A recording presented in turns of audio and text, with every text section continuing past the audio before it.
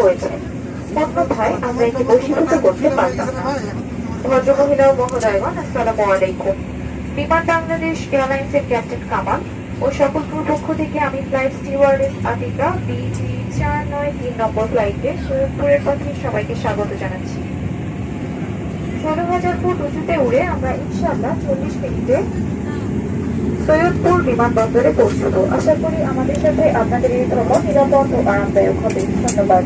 আসসালামু আলাইকুম ladies and gentlemen, on behalf of Biman Bangladesh Airlines Captain Kamal and his crew, this is your flight stewardess Atika welcoming you on board our flight number BG 493 to Sayapur. Flying at an altitude of 60,000 feet, we expect to arrive at Sayapur Airport in 40 minutes. We wish you all a safe and a pleasant journey with us. Thank you.